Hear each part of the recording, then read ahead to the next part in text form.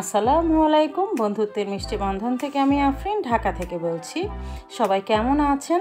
আশা করছি দেশ ও দেশের বাহিরে যে যেখান থেকে বসে আমার আজকের ভিডিওটি দেখছেন সবাই সুস্থ আছেন, ভালো আছেন।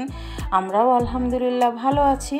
প্রতিদিনের মতো সকাল থেকে আজকের ব্লগটি শুরু করলাম। তো দেখে নিশ্চয়ই বুঝতে পারছেন আজকে ব্লগে কি থাকছে।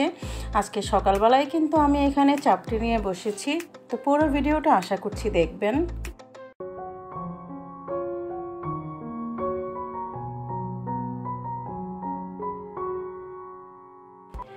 তো আজকে সকালবেলা কিন্তু আমি চাপটি করতে বসে গিয়েছি। তা আজকের চাপটিতে আমি চালের গুঁড়োর সাথে একটু সামান্য ময়দা ব্যবহার করেছি। এর কারণে কিন্তু খুব সুন্দর সফট হয়।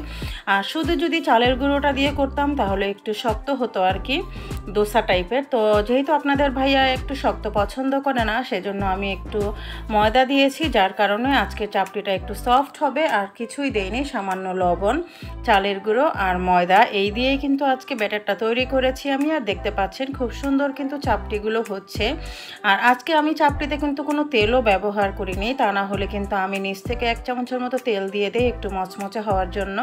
যেহেতু সকালবেলায় ব্রেকফাস্টটা দিব এইভাবে চাপটি করে। আর আজকে একটা ভর্তার রেসিপি শেয়ার করব, শুটকির ভর্তা, একটু অন্যরকমভাবে তৈরি করব। যারা শুটকি লাভার আছেন তাদের তো খুব ভালো লাগবে, আর যারা শুটকি পছন্দ করেন না প্লিজ আপনারা ইগনোর করবেন। প্রথমে একটা ফ্রাই প্যান বসিয়ে দিলাম, আর এখানে আমি দিয়ে দিচ্ছি লাউ পাতা। তো লাউ পাতাগুলো দেখে নিশ্চয়ই বুঝতে পারছেন বেশ বড় বড় সাইজের। আর লাউ পাতাটা আমি আগে থেকে ধুয়ে পানি ঝরিয়ে রেখেছি। তো লাউ পাতা দেওয়ার পরে এখানে আমি হিদল শুটকিটা দিয়ে দিলাম। আর হিদল শুটকিটাও কিন্তু আমি আগে থেকে ভালো করে পরিষ্কার করে নিয়েছি, বেশ কয়েকবার ধুয়ে। আর আপনারা তো সবাই চেনেন এই শুটকিটা, শীতল শুটকি বা হিদল শুটকি, যে যেই নামে পরিচিত আর কি, যেভাবেই ডাকেন। আর এখানে আমি দিয়ে দিচ্ছি পেঁয়াজ কুচি। আর ভর্তা হলে কিন্তু আমাদের বাঙালিদের কিন্তু আর কিছুই লাগে না, ভর্তার নাম শুনলেই যেন আমাদের জিভে পানি চলে আসে। তো যে কোনো কারণ ছাড়াই কিন্তু আমরা ভর্তা তৈরি করে থাকি। তো এখন আমি দিয়ে দিচ্ছি রসুন, গোটা রসুন। রসুনটা আমি একটু বেশিই দিয়েছি। আর এখানে আমি বেশ কিছু কাঁচামরিচ দিয়েছি। আজকের ভর্তাটা কাঁচামরিচের ঝালেই হবে, যেহেতু সবুজ পাতা আমি সবুজ রাখার চেষ্টা করেছি। এখানে আমি একটু স্বাদ মতো লবণ দিয়ে দিয়েছি। এখন এর উপরে কিন্তু আমি বাকি যে লাউ পাতা আছে সেগুলো দিয়ে দিয়েছি। আমি কিন্তু এখনও চুলাটা অন করিনি, চুলাটা কিন্তু এখনও বন্ধই আছে। তো এখানে আমি লাউ পাতাগুলো উপরে ঢেকে দিয়েছি। আর এই তো ঢাকনা দিয়ে চুলোর আঁচটা একেবারেই কমিয়ে দিয়ে আমি বসিয়ে দিয়েছি, কারণ আস্তে আস্তে এটা হবে, নিচ থেকে ভালো করে সিদ্ধ হবে, তবেই না মজা হবে, তাই না? তো এভাবে আমার কমিয়ে গিয়েছে, একেবারেই পানি উঠে এসছে দেখতে পাচ্ছেন। তো আমি একটু উল্টে পাল্টে দিচ্ছি যাতে করে সব দিক থেকে ভালো করে সিদ্ধটা হতে পারে। আমি আবার ঢেকে দিব। আর চুলার আঁচটা কিন্তু এখনও কিন্তু লো আছে। এভাবেই নেড়ে চেড়ে পানিটা ভালো করে শুকিয়ে নিব, কারণ ভর্তা তো আমরা সবাই পছন্দ করি, তাই না? আর একরকম ভর্তা খেতে কিন্তু সবার সবসময় ভালো লাগে না, একটু যদি ব্যতিক্রম করে তৈরি করে দেওয়া যায়। যারা শুটকি লাভার আছেন তাদের তো আর কোনো কথাই নেই। যারা শুটকি পছন্দ করেন না প্লিজ তারা ইগনোর করবেন। আর যারা শুটকি পছন্দ করেন তারা একবার হলেও আমার এই রেসিপিটা ট্রাই করবেন।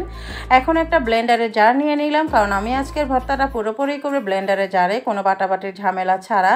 তো সবকটা নিয়ে আমি এখন ব্লেন্ড করে নিয়ে চলে আসব। আর অবশ্যই সব উপকরণগুলো ঠান্ডা হওয়ার পরেই কিন্তু ব্লেন্ডারে জারে দিবেন, না হলে কিন্তু ব্লেন্ডারটা নষ্ট হয়ে যাবে।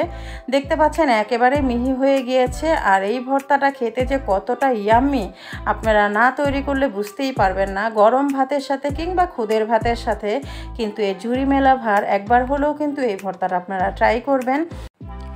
আমার ভর্তাটা কিন্তু রেডি হয়ে গিয়েছে। আশা করছি আজকের ভর্তাটা আপনাদের ভালো লেগেছে। তো সকালবেলা কিন্তু নাস্তা নিয়ে বসে গিয়েছি। এখানে আছে হিদল শুটকি লাউ পাতা দিয়ে ভর্তা, আর হিদল শুটকি ভর্তা আছে, এটা দিয়ে চাপটি দিয়ে খেতে কিন্তু ভীষণ মজা লাগে, অনেক টেস্টি লাগে। আপনারা একবার ট্রাই করে দেখতে পারেন। আর তাছাড়া আপনারা খুদের ভাত, সাদা ভাত সব কিছু দিয়ে কিন্তু খেতে পারেন। তো সব সময় কিন্তু একই রকমের খাবার খেতে ভালো লাগে না। তো শুটকিময় সকালটা কেমন লাগলো আপনাদের কাছে? আশা করছি ভালো লেগেছে। যদি ভালো লাগে প্লিজ একটা লাইক দিয়ে দিবেন। আপনাদের একটা লাইক কিন্তু অসংখ্য ভাইয়া আপুর কাছে আমার এই ভিডিওটা পৌঁছে যাবে। আর একটা অনুরোধ করে নেব, প্লিজ প্লিজ প্লিজ আপনারা আমার ফেসবুক পেজটা ফলো করে দিবেন। সবাই সুস্থ থাকবেন, ভালো থাকবেন। আল্লাহ হাফেজ।